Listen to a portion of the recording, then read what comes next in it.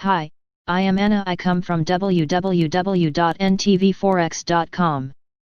Traders eye the new COVID-19 cases across Europe. Economic recovery into reverse analysis. http ntvforex.com News ID A82684817 2028 2013 AM Dog days on Animal Farm. It's a very quiet start to the session, with European indices trading either side of the flatline in the first hour as traders eye the rise in coronavirus cases across the continent.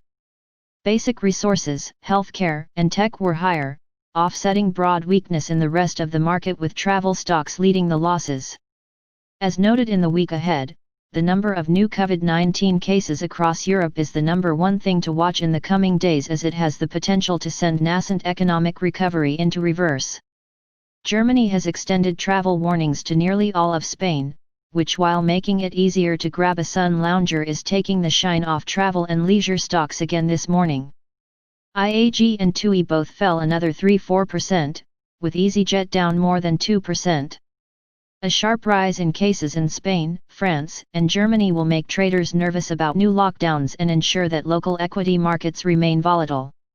Nevertheless, basic resources stocks registered strong gains in early trade to offset much of the losses elsewhere.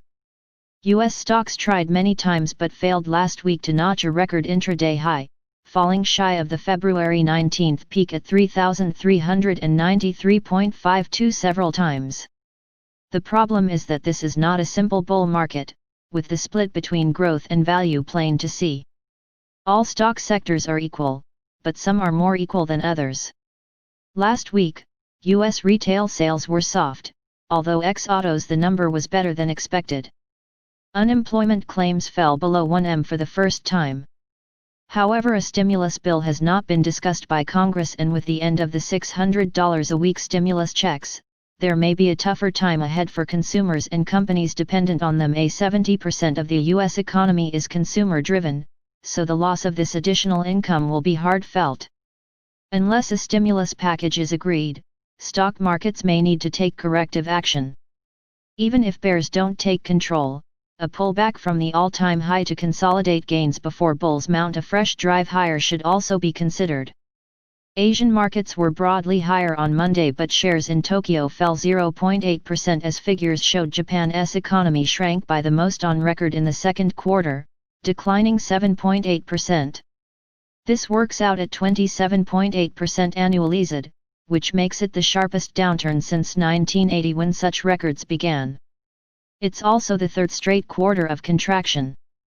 We also note that Tesla's new registrations in China fell to 11,623 units in July, down from 15,529, which may indicate a slower rate of recovery in the world's second-largest economy.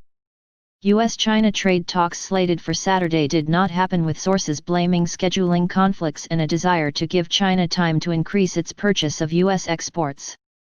Meanwhile, in Washington, developments around the November election are starting to heat up. Speaker Nancy Pelosi has called on the House of Representatives from recess to vote on a bill to protect the U.S. Postal Service, accusing President Trump of a campaign to sabotage the election. Election officials are worried about delays that could mean ballots are not counted. A huge amount of extra demand this year because of COVID-19. Donald Trump doesn't trust mail-in voting and has previously said he would block additional funding for the USPS.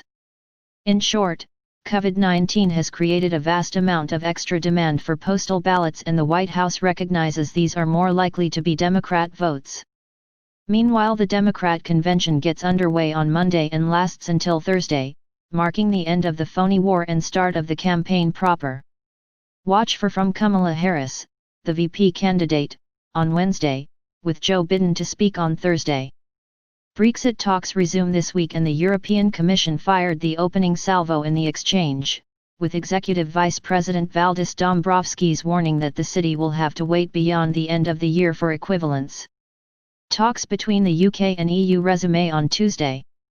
Last week, David Frost, the UK lead negotiator, said that a deal can be reached in September, and that the UK was not interested in threatening the EU's single market.